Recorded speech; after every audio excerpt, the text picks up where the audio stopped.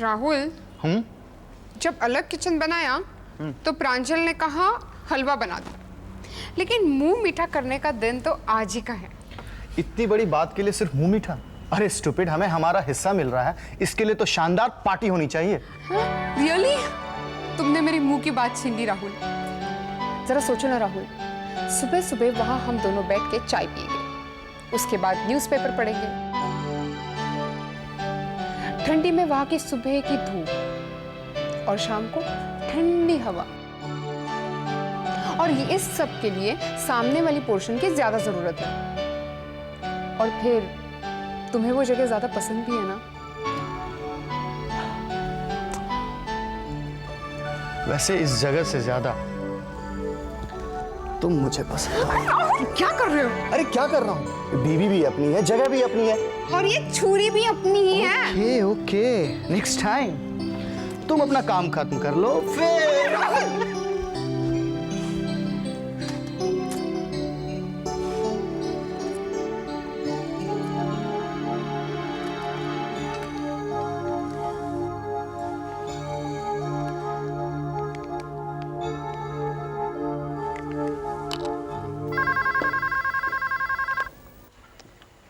Hello. Hello Pranju, मैं सुषमा बोल रही हूँ। हाँ सुषमा दीदी, बोलिए क्या खबर है? एक बहुत अच्छी खबर है, आज मैंने अपना हिस्सा अलग मांग लिया। अरे मांग क्या लिया, समझो मिल ही गया। सब तो वही चाहते थे, बस मैंने मौके का फायदा उठा लिया। वाओ, ये तो कमाल की खबर है। हाँ हाँ प्रांजू, देखो किसी भी बात की एक हद होती है। मैंने तो उन्हें साफ साफ कह दिया कि अब सबका साथ रहना बहुत मुश्किल है। चलो, वैसे दीदी आपको ये बात पहले बोलनी चाहिए। खैर, देर आए दुरुस्त आए।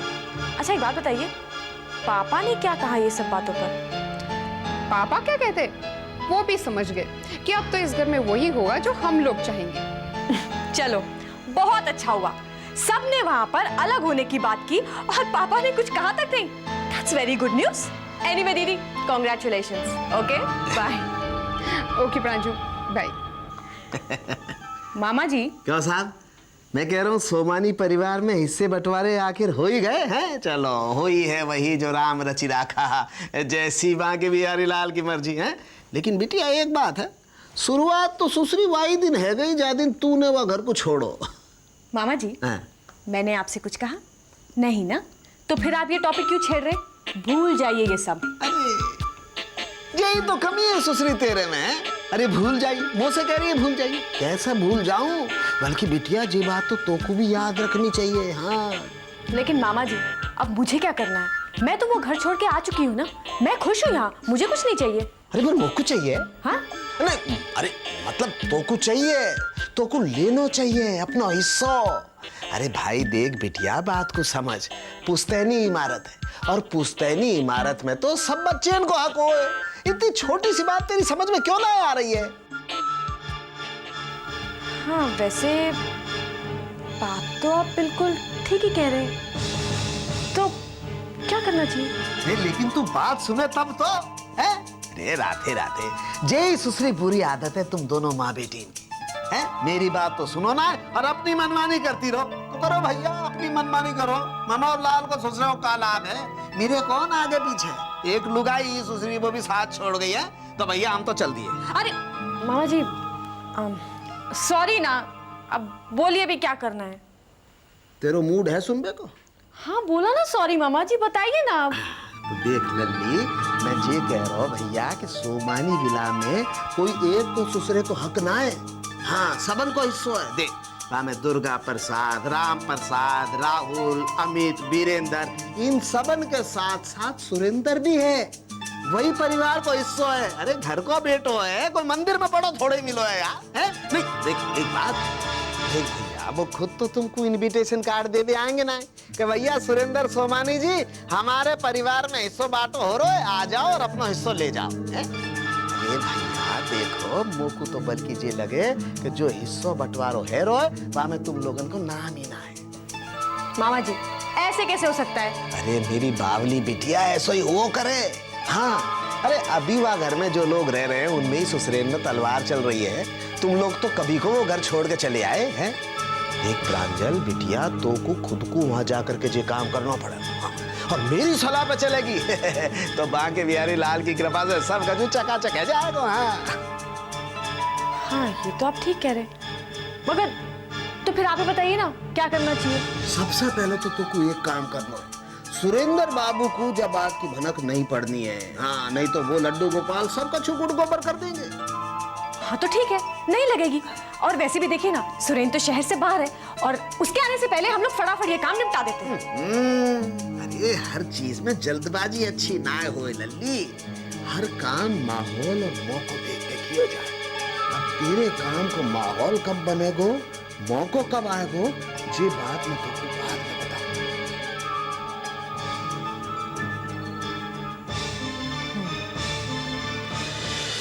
इसमें थैंक यू कहने की कोई जरूरत नहीं मिस्टर रस्तोगी। ये तो हम दोनों के बीच में एक डील थी। आपको सुरेंद्र सोमानी का प्रोजेक्ट चाहिए था और मुझे 10% कमीशन। मैंने तो अपना काम कर दिया, अब आप अपना काम कीजिए, ठीक है? तो आज रात तक पैसे घर तक पहुंचा देना, ओके? बाय।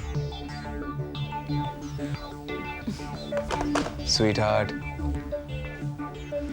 मिस्टर रस्तोगी को क्यों तकलीफ दे रही हो? मैं हूं ना, उनका एड्रेस मुझे दे दो, मैं वो पैसे ले आऊंगा। बकुल, इसकी कोई जरूरत नहीं। रस्तोगी को आगे भी तो मुझसे बहुत सारे काम करवाने हैं। तुम देखना, शाम तक रस्तोगी का आदमी पैसा देकर जाएगा। अरे अरे मेरे बेबीज, क्या बात है बच्चे, क्या खेल रहे हो? छोटे भैया का ध्यान रख रहे हो कि नहीं? हाँ, क्या बात है बच्चे, क्यों रो रहे हो? क्या बात है, क्यों रो रहे हो बोलो? छोटा बेबी सूरज, आ जाओ। क्या बात है, बुआ से बात करनी है? आ जाओ, मैं अभी बुआ से बात कराती हूँ। इधर बैठ जाओ, खेलो, मम्मी बुआ से बात कराती है।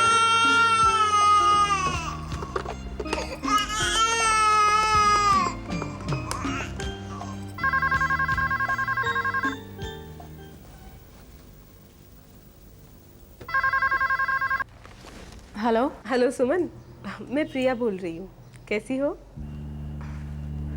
हाँ ठीक ही है, बस थोड़ी घुटन सी हो रही है प्रिया जी। घर में जो कुछ भी हो रहा है, पता नहीं मैं उसे कभी ठीक कर भी पाऊंगी या नहीं।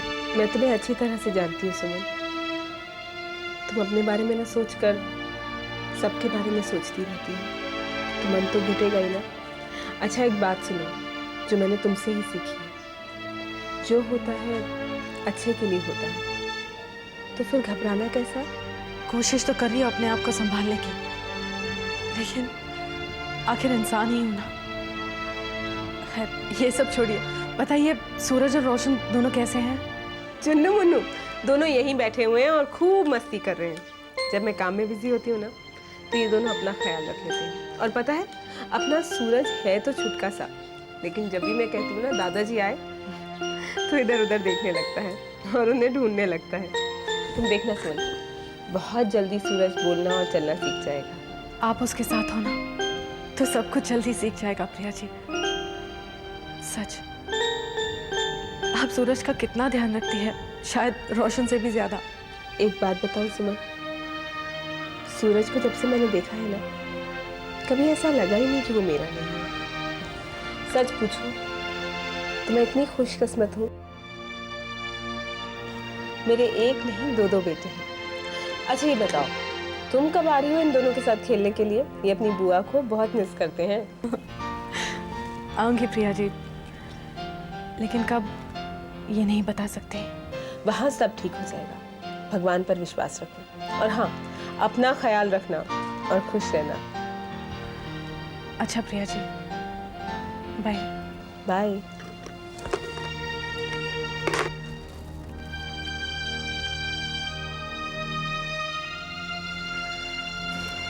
सुमन,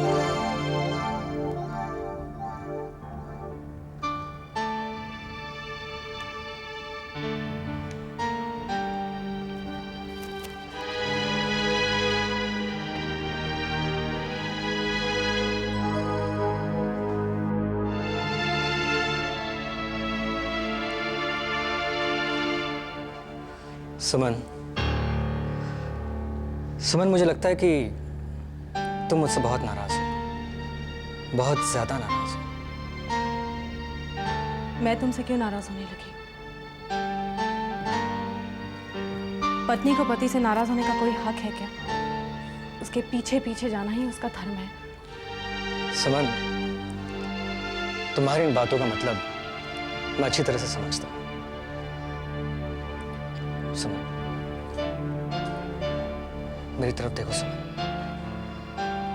क्या तुम्हें इन आंखों में कोई मेल नजर आता है? पत्नी की नजर से देखो तो नहीं, लेकिन अगर पापा की नजर से देखो तो हाँ। अमित, आज तुमने जिस तरीके से बर्ताव किया उसका असर मम्मी पापा पर क्या हुआ होगा?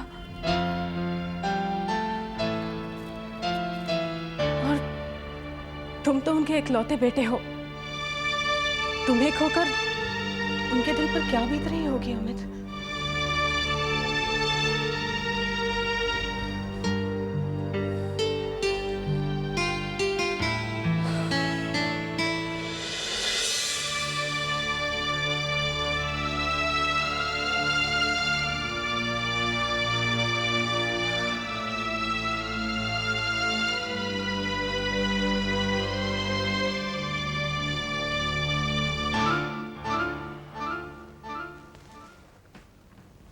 बहुत परेशान हो राधिका। नहीं तो झूठ बोलने की आदत तो पढ़ते पढ़ते ही पड़ेगी। अभी तुम्हें झूठ बोलना नहीं आता। आप गलत सोच रहे हैं। बढ़ती उम्र में नींद कमी हो जाती है और हम लोगों की उम्र तो बढ़ी रही है ना। हाँ भाई, पर यह भी एक समस्या है कि बढ़ती हुई उम्र के साथ साथ बच्चों के प्रति मोह भी बढ़ जाता है ना?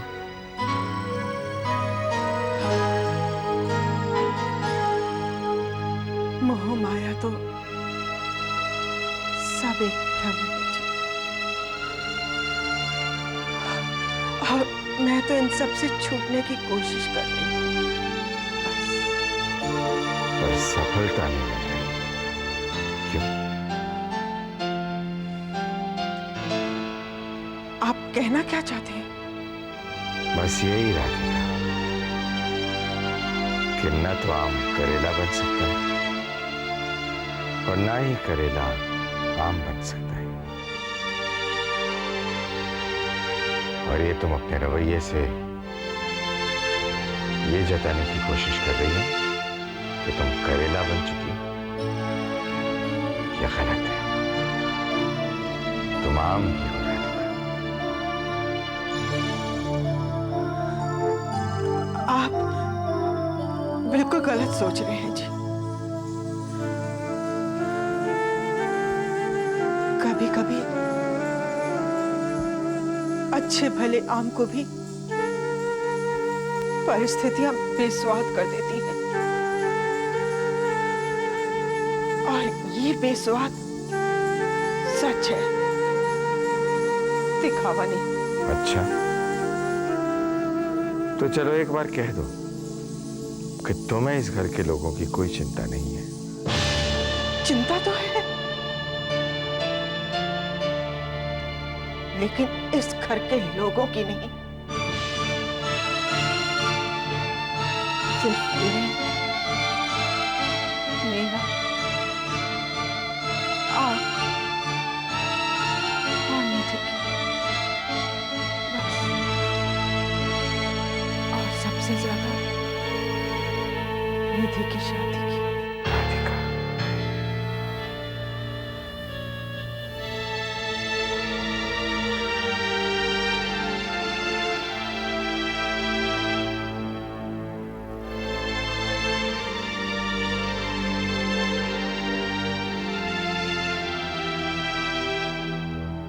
हाँ, अब ये बात मेरी अच्छी तरह से समझ में आ गई है मुझे कि दुनिया में सारे रिश्ते नातों के बजाय खून के रिश्तों के बारे में ही सोचना चाहिए।